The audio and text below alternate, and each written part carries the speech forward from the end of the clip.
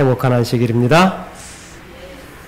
우리 사랑하는 성도 여러분, 우리 하나님의 은혜와 평강이 이 예배에 함께한 우리 모두에게 늘 함께 하시기를 간절히 기도합니다.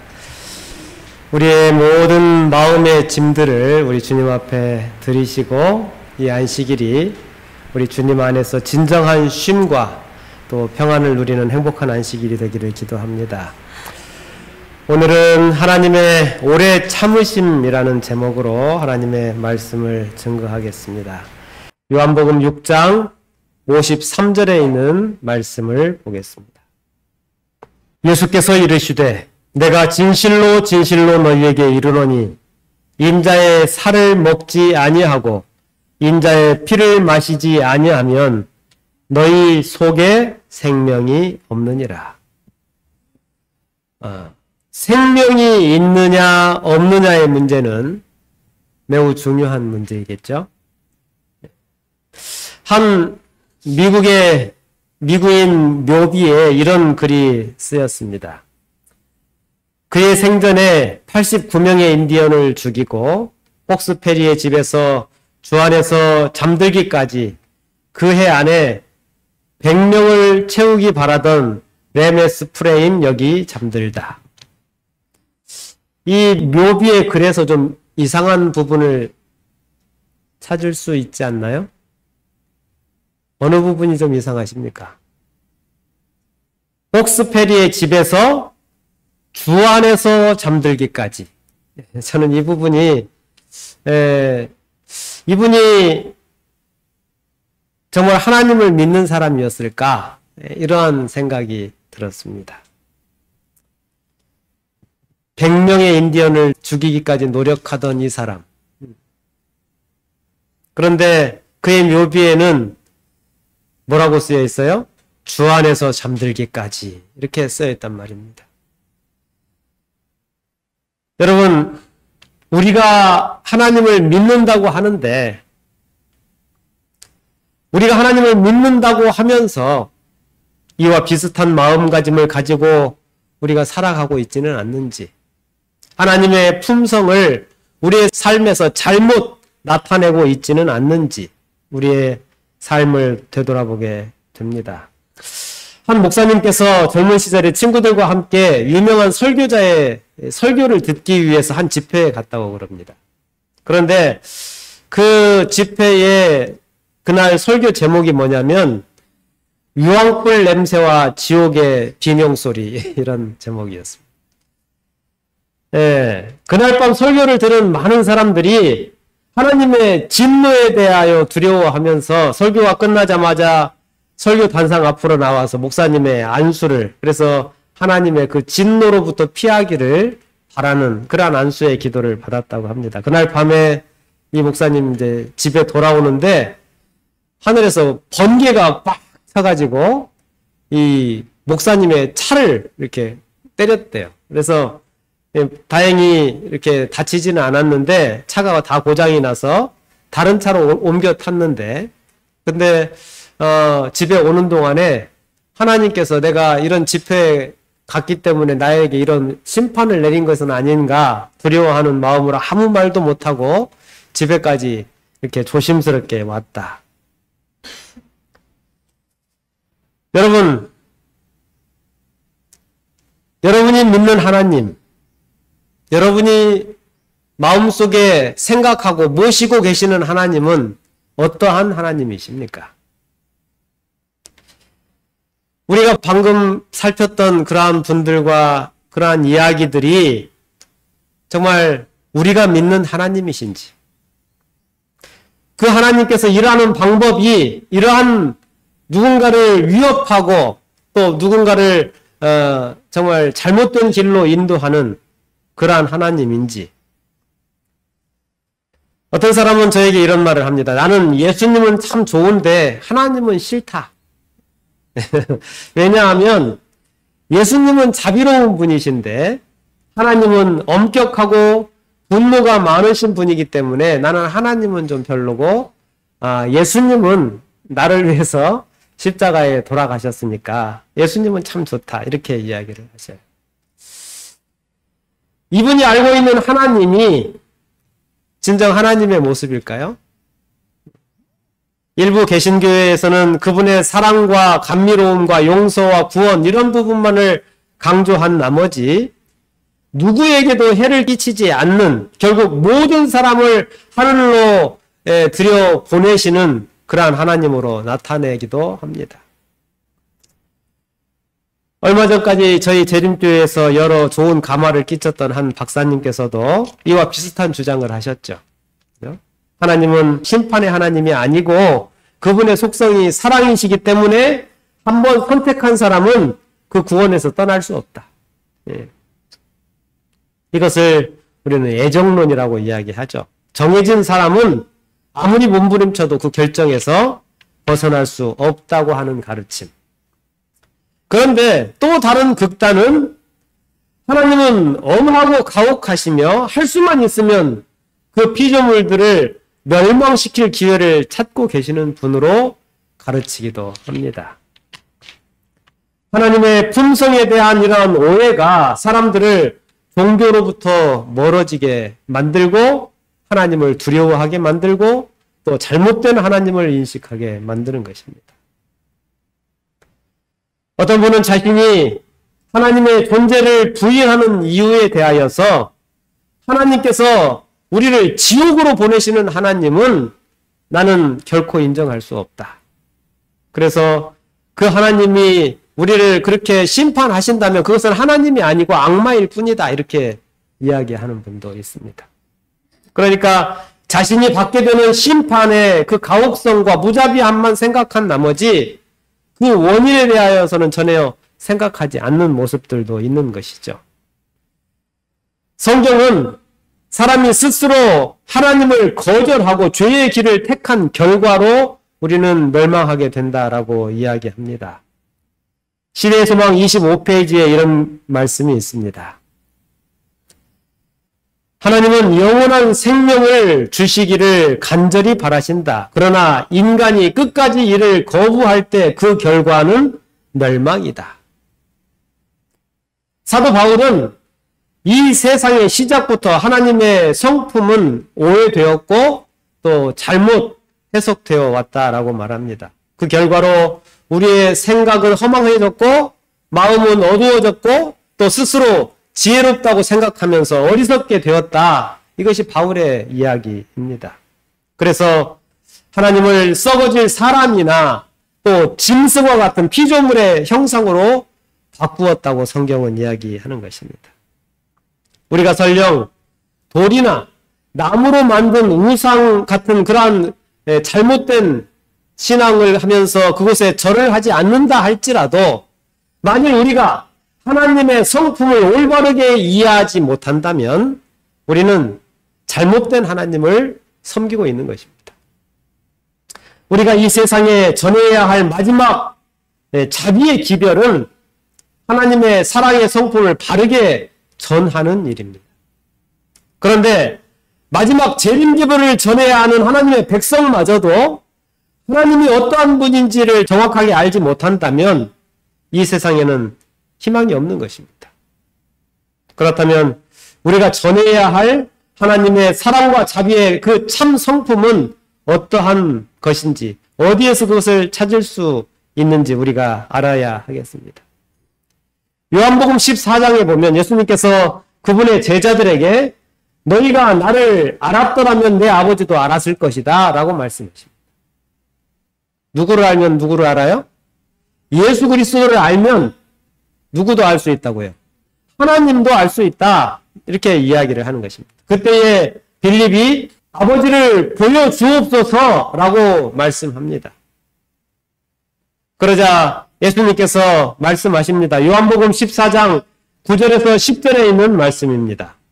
예수께서 이르시되 빌립아 내가 이렇게 오래 너희와 함께 있으되 내가 나를 알지 못하느냐.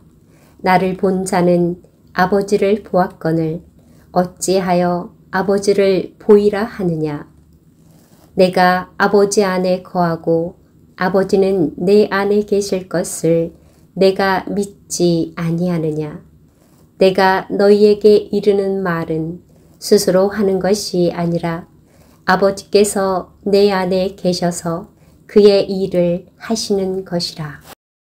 이 땅에서 예수님께서 가지신 사명은 예수님은 하나님에 대한 오해를 세상에서 풀어주기 위하여 하나님의 그 진실한 모습을 나타내기 위하여 이 세상에 오셨다라고 이야기를 하는 것입니다. 과거와 미래에도 변함없으신 그분의 참 모습을 증거하시기 위하여 예수님께서 이 땅에 오셨다라고 하는 것입니다. 한 번은 예수님께서 제자들과 함께 한 소경 곁을 지나가십니다. 그때의 제자들이 묻습니다. 요한복음 9장 2절에 있는 말씀입니다. 랍비여, 이 사람이 맹인으로 난 것이 누구의 죄로 인함이니까? 자기이니까? 그의 부모이니까?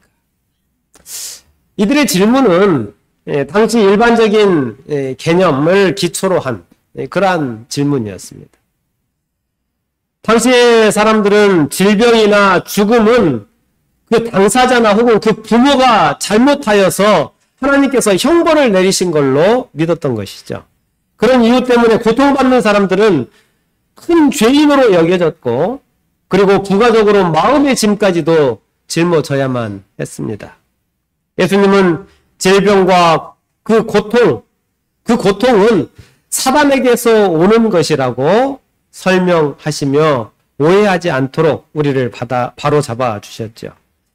그러나 교활한 사단의 함정 가운데 많은 사람들이 자신의 그 악한 속성들, 사단의 악한 속성을 하나님께 전가시키게 된 것입니다. 그래서 그 결과로 수세기에 걸쳐서 수많은 사람들이 고통과 질병 그리고 죽음에 대해서 하나님을 비난하게 된 것입니다. 한 번은 예수님께서 사마리아 지역에 사람을 보내셔서 그곳에 이제 묵고 가겠다라고 하면서 그곳을 준비시키도록 하셨습니다. 그런데 사마리아에 예수님께서 도착하셔서는 그냥 사마리아를 내가 통과해야 되겠다는 어떤 의사를 보이시는 거예요. 그랬더니 이 사마리아 사람들이 질투심에 사로잡혀서 예수님의 무리를 그냥 지나가는 어떤 행인들보다도 더 못한 대우를 한 것입니다. 그러자 화가 난 제자들이 이렇게 이야기합니다. 누가복음 9장 54절에 제자 야고보와 요한이 이를 보고 이르되 주여 우리가 불을 명하여 하늘로부터 내려 저들을 멸하라 하기를 원하시나이까. 예, 이 말씀을 들으신 예수님의 반응이 제자들을 당황하게 했습니다. 사도행전 541페이지에 있는 말씀입니다. 주여 우리가 불을 명하여 하늘로 쫓아내려 저희를 멸하라 하기를 원하시나이까 하고 말하였다. 그들은 그들의 말을 듣고 괴로워하시는 예수를 보고 놀랐으며 다음과 같이 그분의 책망이 그들의 귀에 울렸을 때에 더욱더 놀랐다. 너희는 무슨 정신으로 말하는지 모르는구나. 인자는 사람의 생명을 멸하러 온 것이 아니요 구하러 왔노라. 인자는 즉 예수님께서는 이 땅에 오신 목적이 너희를 멸하려고 온 것이 목적이 아니고 우리를 뭐하기 위해서 구원하기 위해서 오셨다라고 이야기하시는 것입니다. 예수님께서는 이것을 분명하게 말씀하십니다. 요한복음 3장 16절 17절에 있는 말씀입니다. 우리 같이 한번 읽어보겠습니다. 시작. 하나님이 세상을 이처럼 사랑하사 독생자를 주셨으니 이는 그를 믿는 자마다 멸망하지 않고 영생을 얻게 하려 하심이라. 하나님이 그 아들을 세상에 보내신 것은 세상을 심판하려 하심이 아니요 그로 말미암아 세상이 구원을 받게 하려 하심이라. 아멘. 이것이 복음입니다. 이것이 구속의 계획인 것이죠. 한 번은 어떤 사람이 예수님께 와서 대학살에 대한 이야기를 성경에 이야기합니다. 당시 나라에 유대 총독인 빌라도, 본디오 빌라도라고 하는 사람이 그 나라를 통치하고 있었는데 반란이 이렇게 빈번하게 일어났습니다. 그래서 이 빌라도가 화가 나서 관할 지역의 질서를 바로잡기 위해서 갈릴리 지방의 그 순례자들까지라도 군인들이 죽이도록 그렇게 허락을 한 것입니다. 그래서 엄청난 수의 유대인들, 그 갈라디아인들이 살해를 당한 것입니다. 그런데 유대인들은 이 참사에 대하여 예수님께 이야기하면서 죽임을 당한 이들에 대한 아무런 연민이나 동정을 느끼지 않았어요. 오히려 그들의 마음속 깊은 곳에는 만족감이 있었습니다.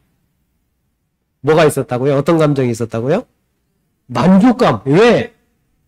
이런 비극이 자기 자신들한테는 오지 않았기 때문에 이 갈릴리인들보다는 내가 더 훌륭해서 하나님께서 나를 치지 않으셨다라고 생각을 하고 있는 것입니다. 예수님은 그들의 마음속을 아시고 그들을 책망하십니다. 누가복음 13장 2절에서 5절에 있는 말씀입니다. 너희는 이 갈릴리 사람들이 이같이 해받음으로 다른 모든 갈릴리 사람보다 죄가 더 있는 줄을 아느냐? 너희에게 이르노니 아니라.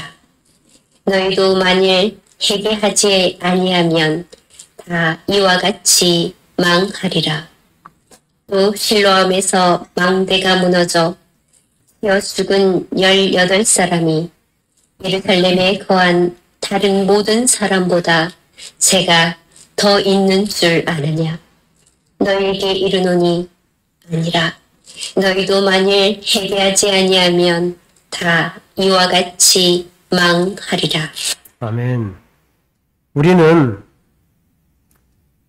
하나님의 자비와 마찬가지로 하나님의 공의와 심판에 대하여서도 인식하며 살아야 할 필요가 있는 것입니다. 우리는 하나님의 심판이라고 여겨지는 커다란 재난들을 보아왔습니다.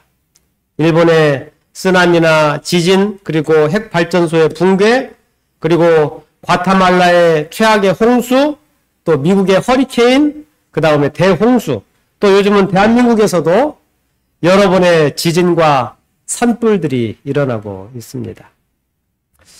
서인도 제도의 마르티니크 섬에 켈리 화산 폭발에 대한 시사를 본 적이 있습니다. 1902년에 이 폭발로 인하여서 수도였던 세인트 페이르라고 하는 이곳, 이 수도가 완전하게 파괴됩니다. 그래서 인구가 3만 명이나 되었는데 그 중에 생존자가 단 2명이 있었는데 하나는 깊은 감방 속에 있었던 죄수였다고 그럽니다. 그런데 우리가 여기에서 주목하게 되는 흥미로운 사건은 무엇이냐 하면 이 화산 폭발로 도시가 파괴되기 직전에 그 마지막 날에 이 도시에서 그리스도의 십자가 장면을 흉내내면서 돼지를 십자가에 매다는 일이 있었다는 것입니다. 그 후에 부활을 의미하는 다른 또 한 마리의 돼지를 거리로 끌고 나와서 이 돼지가 십자가에서 부활한 그런 돼지라고 소개하는 것입니다. 그래서 세인트 페이르가 잿더미 속에 매몰당하던 그 당일날 아침 신문 기자들은 기독교 신앙을 조롱하듯이 기독교 그 신앙에 대하여 기사를 기록했는데 그들이 기록한 내용이 뭐냐면 성만찬 예식이 이제 말에게 베풀 예식이다 이렇게 이야기하면서 비아냥거렸다는 것입니다. 베드로서 3장 9절에 주께서는 아무도 뭐 하지를 원하지 않으신다고요? 멸망하지 않고 회개에 이르기를 원하신다라고 말씀합니다. 이 지구상에 이 시대에 우리가 살고 있는 수많은 사람들이 아직도 이 정말 엄청난 죄악 가운데에서 방황하고 하나님을 조롱하며 살아가고 있습니다. 그런데 주님께서는 아직도 우리의 회개를 기다리고 계십니다. 멸망이 아니라 구원을 원하신다는 사실을 우리 모든 성도들은 잊지 마시게 되기를 간절히 바랍니다. 그러나 분명한 사실은 언젠가 하나님의 심판의 시간이 있을 것이라는 사실입니다. 여러분 기억하십시오. 여러분과 저의 삶에도 심판의 시간이 분명히 이르러 올 것입니다. 지질학자에 의하면 샌프란시스코는 언젠가 바닷속에 가라앉게 될 것이다라는 그러한 예언을 하고 있습니다. 그런데 이 무서운 이야기에 대하여 이 지역에 있는 사람들은 이제 익살과 농담으로 여기며 서로 이렇게 나누는 화제거리로 삼고 있습니다. 우리 대한민국도 북한과 이렇게 밀접하게 가까이 있잖아요. 그래서 세계에서 미국이나 다른 나라들에서 우리나라를 볼 때는 전쟁이 언제든지 일어날 수 있는 위험한 나라로 이야기합니다. 그런데 정작 우리들은 어떻습니까? 그럴 일은 없을 것이라고 생각하며 살아가고 있는 것이죠. 그러나 우리에게 주어진 기별은 단순히 한 사람의 소문이나 농담 또는 어떤 전문가들의 과학적인 지식 이상을 넘어서는 그러한 예언이라고 하는 사실을 우리가 기억하셨으면 좋겠습니까? 언젠가 자비와 탄원의 끝에 하나님께서 심판의 시간을 우리에게 이르게 할 것이라는 사실을 우리는 분명히 알아야 하는 것입니다. 성경은 하나님의 공의가 그들의 상태를 그대로 지속되는 것을 더 이상 허락할 수 없어서 아끼지 않은 경우들에 대하여 여러 번 이야기했습니다. 그 첫 번째로 하나님께서 아끼지 않으신 첫 번째 사례는 창세기 18장에 나오는데 하나님의 벗이었던 아브라함은 하나님과 소돔의 운명에 대하여 실갱이를 합니다. 하나님과 이런 식으로 이야기할 정도면 분명히 하나님과 깊고 친밀한 관계를 가졌음에 분명합니다. 아브라함이 묻습니다. 창세기 18장 25절에 주께서 이같이 하사 의인을 악인과 함께 죽이심이 부당하오며 의인과 악인을 같이 하심도 부당하니이다. 세상을 심판하시는 이가 정의를 행하실 것이 아니니까. 그러면서 그의 하나님의 공의에 호소를 하는 것입니다. 여러분, 여러분에게 바른 말 하는 사람들을 좋아하십니까? 예, 그 바른 말이라고 하는 것이 그 말만 들으면 그 말은 옳은 말인 경우들이 굉장히 많습니다. 그러나 상황이나 어떠한 흐름을 무시한 그러한 바른 말일 경우에는 옳지 않은 말일 수도 있는 것이죠. 하나님께서는 자신의 창조주이신 그 하나님을 향하여 바른 말을 하는 사람을 참아내시고 이렇게 말씀하십니다. 26절에 여호와께서 이르시되 내가 만일 소돔 성읍 가운데서 의인 몇 명을 50명을 찾으면 그들을 위하여 온 지역을 용서하겠다. 이렇게 말씀하십니다. 그러자 아브라함은 겁이 덜컥 났습니다. 내가 너무 숫자를 많이 불렀나? 이렇게 생각을 한 거죠. 그래서 50명 없으면 어떡하지? 그래서 그는 자꾸 숫자를 줄여가죠. 45명, 30명, 20명. 마침내 그가 말하죠. 저는 노하지 마옵소서. 내가 이것만 더 아뢰리이다. 거기서 몇 명을 찾으면 10명을 찾으면 어찌하겠습니까? 이렇게 묻습니다. 여러분이 하나님이시라면 어떻게 하시겠습니까? 그런데 하나님께서 대답하십니다. 내가 10명으로 말미암아 멸망하지 아니하리라. 그러나 안타깝게도 이러한 하나님의 은혜와 양보에도 불구하고 소돔성은 어떻게 됐습니까? 멸망하고 말았습니다. 하나님은 공의의 하나님이시기에 그곳에 불의와 반역이 더 이상 계속 허락되어서는 안 될 지점에 이르렀다는 것을 우리 하나님께서는 보신 것입니다. 하나님께서 아끼지 않으신 두 번째 경우는 택함받은 유대 백성을 아끼지 않으셨습니다. 로마서 11장 21절에 하나님이 원가지도 아끼지 아니하셨은즉 너도 아끼지 아니하시리라. 바울은 로마에 있는 유대인들에게 그들의 길을 돌이키라고 탄원합니다.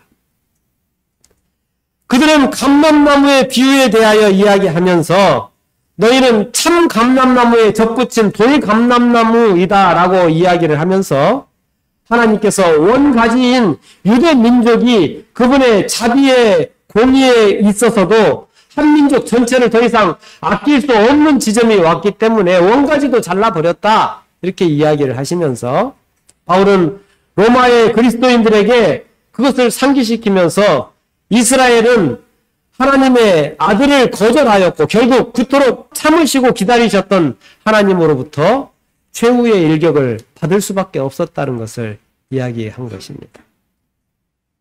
그들은 종교적인 여러 일들, 정말 바쁜 여러 일상들로 인하여서 종교의 중심이시고 전부이신 그리스도를 거절해 버린 것입니다. 하나님께서 아끼지 않으신 세 번째는 범죄한 세상을 아끼지 않으셨습니다. 베드로후서 2장 5절에 옛 세상을 용서하지 아니하시고 그 옛 세상은 어느 때일까요? 노아의 때죠. 오직 의를 전파하는 노아와 그 7 식구를 보존하시고 경건하지 아니한 자들의 세상에 홍수를 내리셨으며 하나님께서는 첫 인류를 용서하지 않으시고 노아와 그 7 식구를 보존하시고 경건치 아니한 이 세상을 홍수로 멸망시키십니다. 왜 그렇게 하셨을까요? 창세기 6장 5절은 당시 사람들의 상태를 이야기하면서 어땠다고요? 항상 악했다 이렇게 묘사를 합니다. 여러분 노아 홍수의 이야기를 접할 때 어떤 생각이 드십니까? 그 많은 사람들이 다 죽게 된 것을 생각하면 정말 가슴이 아프신가요? 저는 노아 홍수 이야기를 들으면서 내가 사이코패스 아닌가 이런 생각을 했던 적이 있습니다. 세상의 모든 사람들이 다 멸망했다는 이 이야기를 접하면서 그 사람이 죽었다는 그 이야기보다는 당시에 아름답고 완벽했던 그 자연 환경이 파괴된 것이 내 마음속에는 더 아쉽고 안타깝게 느껴졌기 때문에 그렇습니다. 하늘 위에 물층으로 쌓여 있었다고 하는데 지금도 하늘에 그 물층이 유지되었다면 이 세상이 얼마나 아름다웠을까 이걸 생각했던 거죠. 남의 고통에는 공감하지 못하고 나의 유익만을 생각하고 나의 편안함만을 생각하는 제 자신이 참으로 걱정스러웠던 적이 있습니다. 어찌 되었든 당시 세상은 가장 밑바닥까지 내려갔고 하나님의 공의는 그들을 더 이상 허용할 수가 없으셨습니다. 만약 이 모든 잘못과 죄악을 간과하셨다면 이 온 우주는 어떻게 되었을까요? 이 온 우주는 아마 붕괴되었을 것입니다. 왜냐하면 잘못에 대한 처벌이 시행되지 않을 때는 질서가 무너지고 그 정부는 무력화되어서 무정부 상태를 초래하게 될 것이 분명하기 때문에 그렇습니다. 우리가 섬기는 하나님은 지혜가 충만하신 하나님이시고 사랑이 충만하신 하나님이십니다.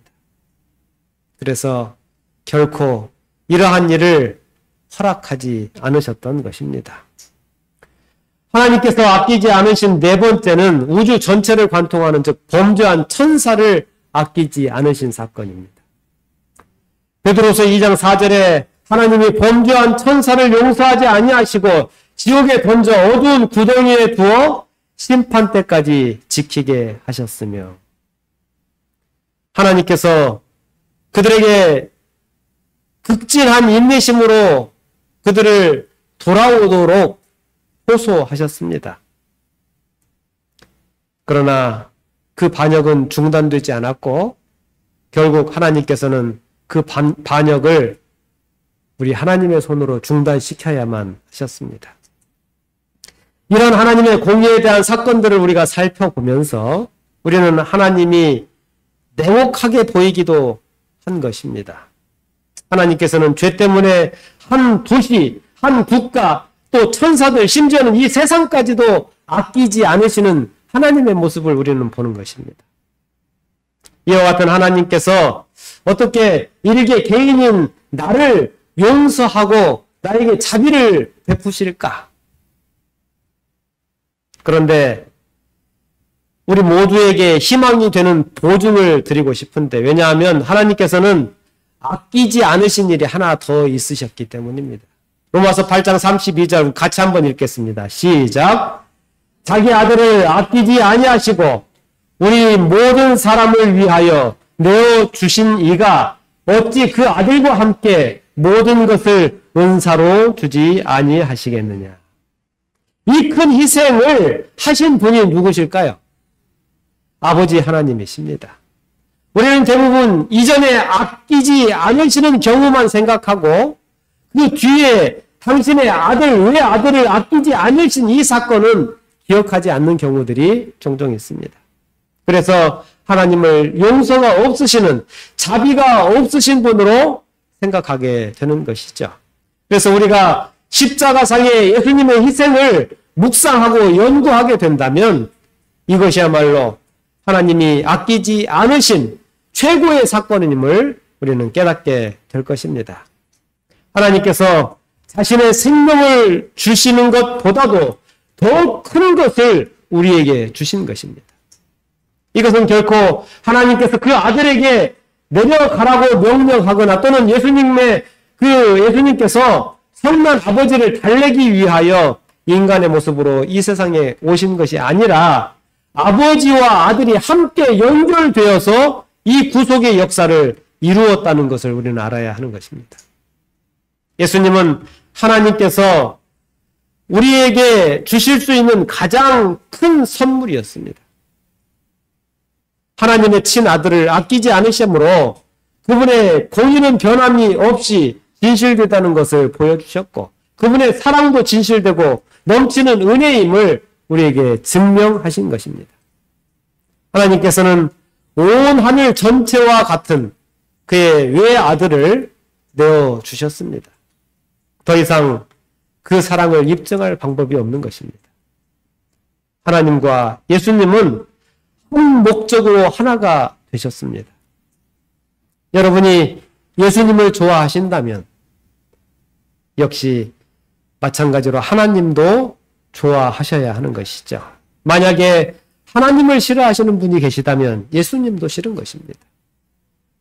두 분이 이 큰 구속의 개혁을 함께 하셨음을 우리는 기억해야 할 것입니다.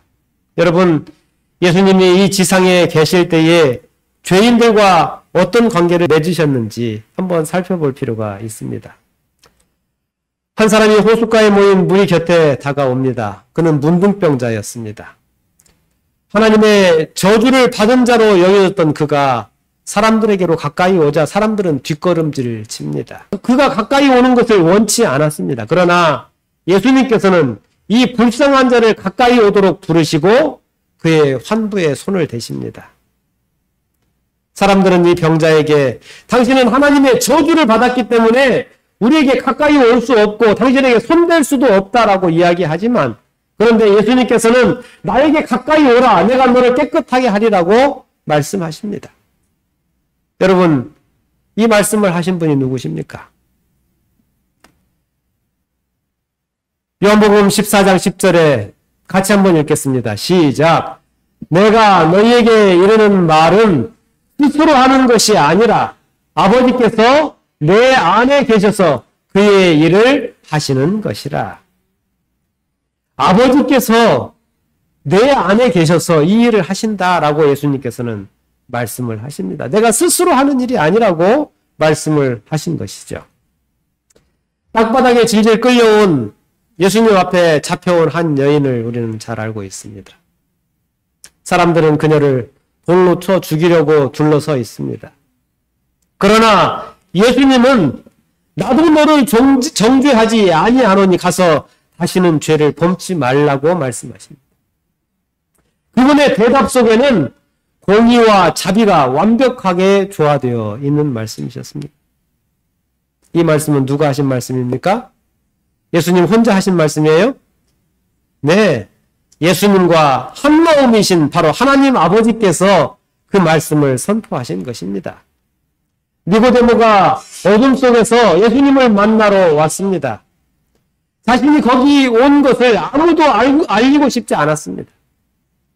그는 묻습니다. 제가 구원을 받기 위해 꼭 필요한 것이 무엇입니까? 제가 무엇이 더 필요하지요? 예수님. 그러자 예수님께서 네가 거듭나지 않으면 하나님이 이 세상을 이처럼 사랑하신 그 사랑을 네가 깨닫지 못한다. 하나님은 독생자를 너에게 주셨다. 이렇게 말씀을 하십니다. 여러분 거듭나기를 원하십니까? 여러분의 거듭남을 위해 이 세상에 독생자를 보내신 분이 누구이신지를 우리는 분명히 알아야 하는 것입니다. 구약의 하나님, 바로 그 하나님께서 오늘 나의 거듭남을 바라시고 위대한 사랑을 우리에게 보여주신 것입니다. 그분은 어제나 오늘이나 영원토록 한결같은 분이심을 기억하시게 되기를 바랍니다. 고통당하시던 그 십자가 위에서 예수님께서는 고개를 돌리셔서 강한 입술로 말씀하십니다. 내가 나와 함께 어디에 있겠다고요? 낙원에 있으리라. 이 상황은 예수님 자신도 죽어가고 있는 정말 최악의 고통을 겪고 있는 그 상황이셨습니다. 또 하나님의 심정으로는 외아들, 하나밖에 없는 아들이 죽어가고 있는 그 고통스러운 순간에 평생을 지 멋대로 살다가 십자가에 달려 죽게 된 그 강도를 향하여 하신 말씀이 내가 너를 기억하마. 내가 나와 함께 낙원에 있겠다라고 말씀을 하시는 것입니다. 이분이 누구십니까?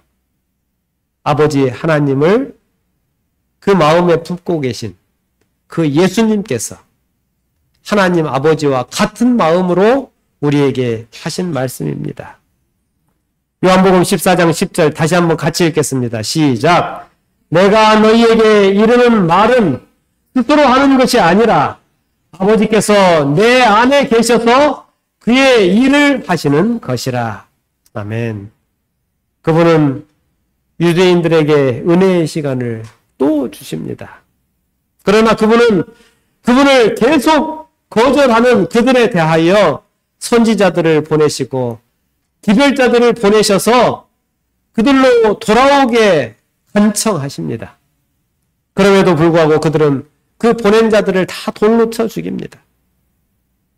그러나 마침내 하나님께서는 그들에게 위대한 사랑의 표현을 마지막으로 하시는데 그가 누구이신가? 예수 그리스도. 그분을 그들에게 보내셔서 그들이 다시 회개하고 돌아오도록 기회를 주십니다. 만일 제가 십자가에 달린 예수였다면 저 같으면 10번이라도 더 십자가에서 내려와서 나를 모욕하고 저주하는 그들을 심판하였을 것입니다. 그런데 예수님께서는 그 십자가상에서 하신 말씀이 뭐예요? 아버지여 저들을 사하여 주옵소서. 자기가 하는 것을 저들이 알지 못합니다. 라고 말씀하십니다. 용서의 말씀을 바라시는 것입니다. 사랑하는 성도 여러분, 우리는 반복하여서 우리가 저지르던 죄들을 용서받기 원하면서도 그 일을 계속 반복하여서 그 일을 저지르고 살아가고 있습니다. 그런데 예수님께서는 우리를 책망하기보다는 수고하고 무거운 짐진 자들아 다 내게로 오라. 내가 너희를 쉬게 하겠다라고 말씀하십니다. 우리 모든 성도들이 정말 자비의 하나님의 그 초청에 귀 기울이시고 정말 그 하나님의 초청에 내 마음의 문을 여시고 그래서 그분 앞에 나와서 나의 모든 죄를 그분 앞에 드리심으로 정말 더 이상 아끼지 않고 주셨던 그 예수 그리스도의 희생을 헛되게 하지 않는 우리 모든 성도들이 되시기를 간절히 바랍니다. 여러분, 하나님께서 아끼시는 그 무리에 우리 모두가 꼭 들어가게 되시기를 간절히 바랍니다. 하나님께서 당신의 생명을 아끼지 않으시고 당신의 아들을 아끼지 않으시고 우리에게 베풀어 주셨던 그 사랑이 우리 모든 성도들의 가슴 속에 감동으로 자리하여서 정말 우리 모든 목포중학교의 성도들의 마음이 정말 주님께로 향하고 하나님께서 참고 기다리시는 그 기다림이 헛된 것이 되지 않도록 우리 모두가 회개하고 주님 앞으로 나아가게 되기를 간절히 바라면서 오늘 말씀을 마치겠습니다.